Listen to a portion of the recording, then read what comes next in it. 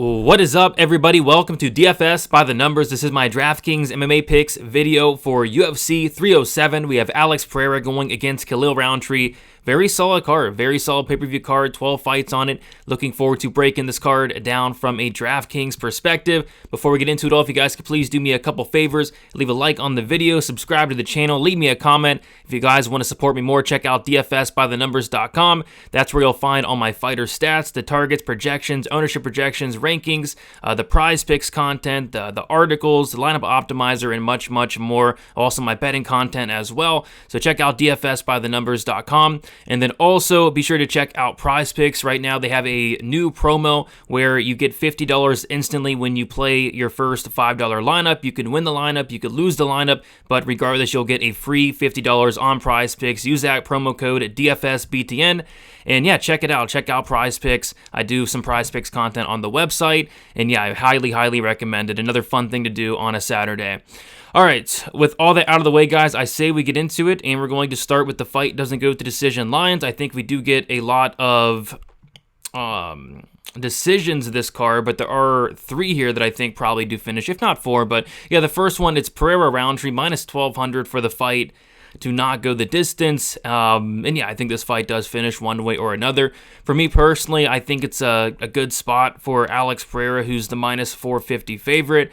But Khalil Roundtree, he does have a ton of power. We have seen Pereira knocked out, but I'm personally going to be more so on the Pereira side at this price tag even. It's expensive, but I think it's probably warranted.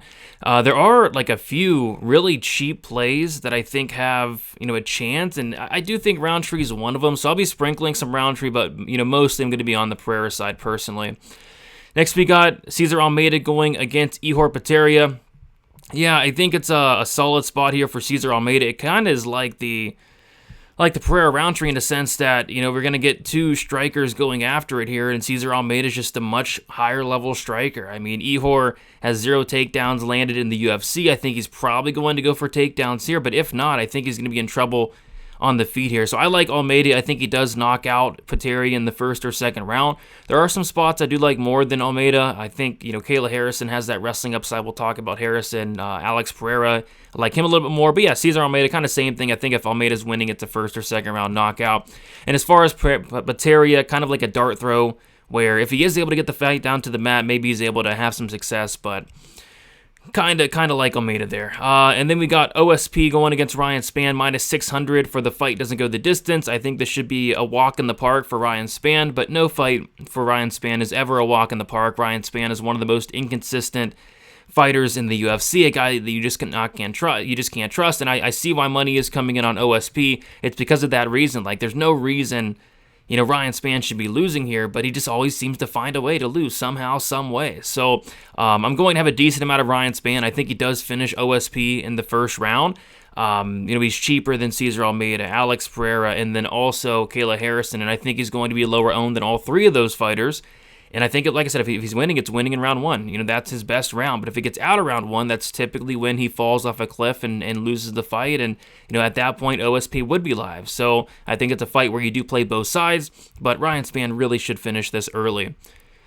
And then finally, we have Kayla Harrison going against Ketlen Vieira. It's pretty crazy. We're going from a minus 600 fight doesn't go decision, and the next most likely fight to finish inside the distance is this Harrison Vieira fight. And I actually think this fight could even go the distance here. But yeah, this should be Harrison. I mean, Harrison's minus 1,200. She's going to be able to get on top here. She's going to be able to get control. The question is she going to be able to finish Ketlen Vieira? Maybe, maybe not. Vieira is a black belt in BJJ. She is tough. But even not, like if Harrison wins this fight and it goes to decision, like she could rack up, takedowns, control time, and then just a bunch of ground and pound. I think Harrison scores very well, but she's expensive. She's not easy to get into your lineups. But if you can't get her in there, I think she does score very well.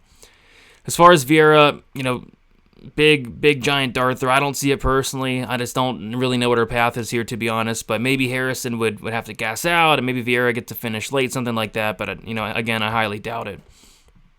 Let's move on to the core plays here.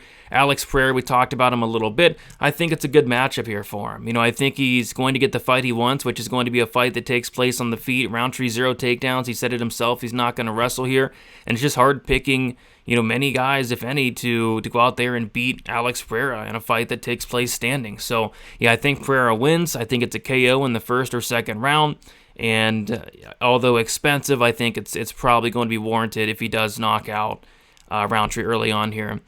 Next, we got Raquel Pennington, 8,400. Honestly, one of my favorite plays on the card, really. At this price tag especially. I think Pennington has a ton of upside here. We saw in her last fight, she scored like 1 million Draftkings points. And yeah, if she wins this fight here, I think she's going to score very well also. We have five rounds to work with. I like that. The volume for Pennington has been incredible as of late.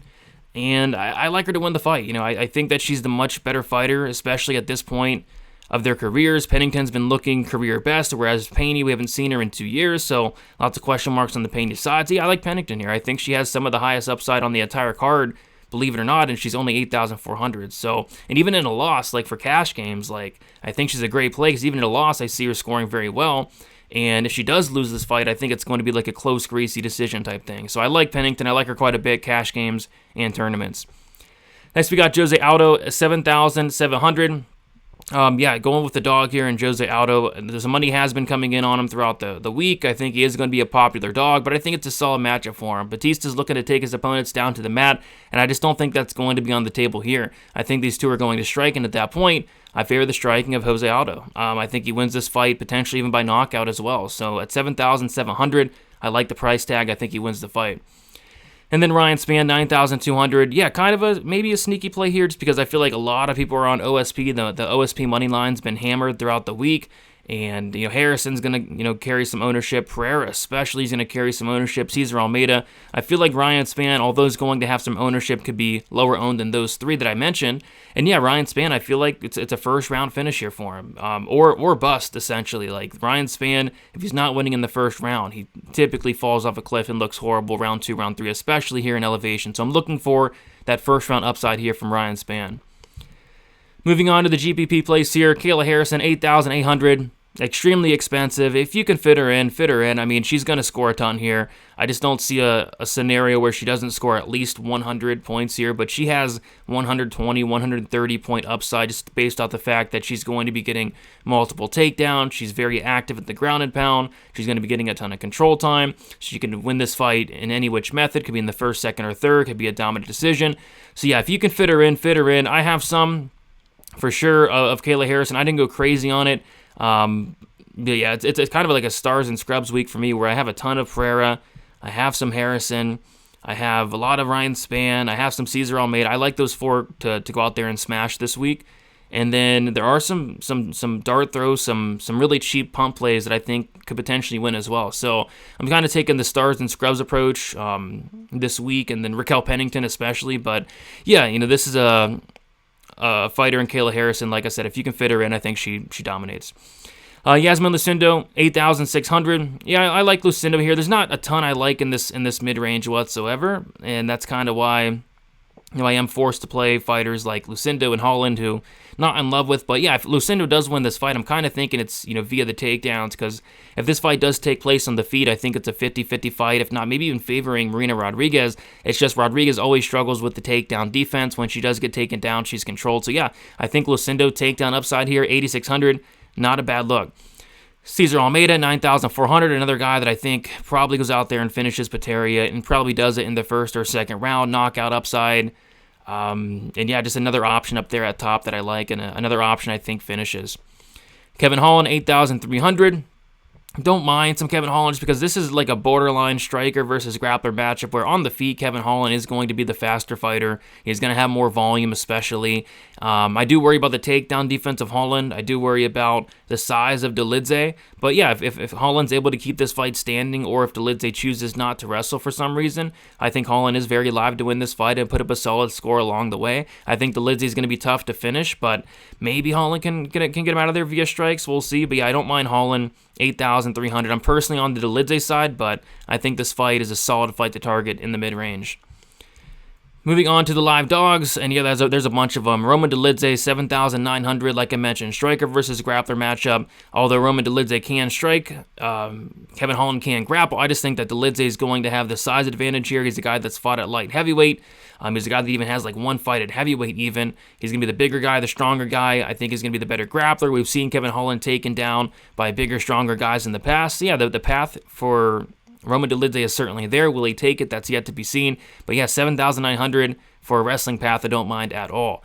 Austin Hubbard, 7,600, going against Alexander Hernandez. And yeah, I think there's a lot of reasons to like Hubbard here, especially at this price tag. You know, most importantly, Hernandez just seems to crumble in there time and time again. Hernandez looks very good in the first round and a half, and then he falls off a cliff. This fight is at elevation. Hernandez is coming in here at short notice, so I think Hubbard probably loses the first round, and then it starts to get very interesting. I don't mind him at 7,600.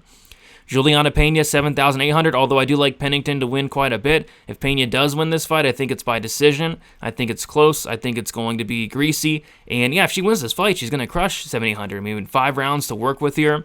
Pena, you know, not a ton of high volume upside, but, you know, I think it is all going to add up across 25 minutes. Maybe Pena is able to get a takedown or two along the way. So yeah, I don't hate Juliana Pena, and I don't mind stacking this fight in cash games as well. Just because I see this fight going the distance, and I think both fighters can score very well combined across 5 rounds. Stephen Thompson, 7,400.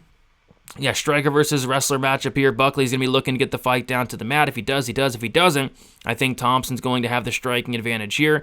Could Buckley land a big shot potentially? But yeah, Thompson's a very good striker. Anytime Thompson does face strikers, he seems to not only win the fight, but make the other guy look pretty silly in there. So I think Buckley would be very wise to wrestle here.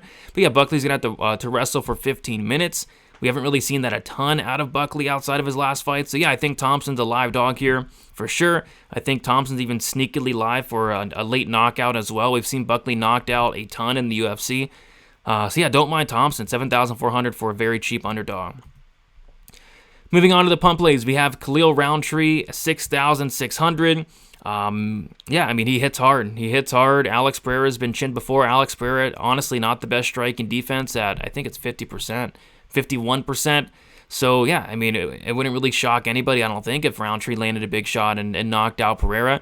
Do I think it's all that likely? Not necessarily, but, you know, it could very well happen. And he's 6,600. Like, if he wins this fight, it's probably a first or second round knockout, and he's going to break the slate. So I don't mind some sprinkles on Roundtree. I don't mind some sprinkles on Ovince St. Preux, 7,000, just because Ryan Spann literally drops the ball time and time again. He's very inconsistent. Sometimes he shows up and looks incredible. Sometimes he shows up and looks terrible. And for that reason, you have to sprinkle some OSP. And then I also mentioned Ihor Peteria, who is another dart throw type play, very, very cheap guy as well. If he is able to get the takedowns, could get very interesting.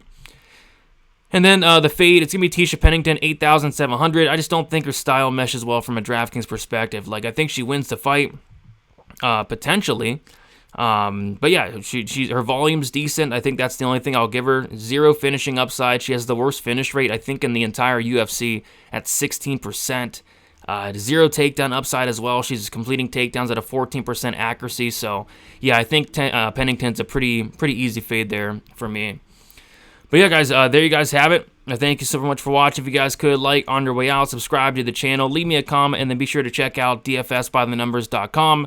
All content will be posted there. Just posted my DraftKings article. Ownership projections are up. Optimizer good to go. All the good stuff. So you guys, best of luck for UFC 307, and we'll talk to you soon. See you.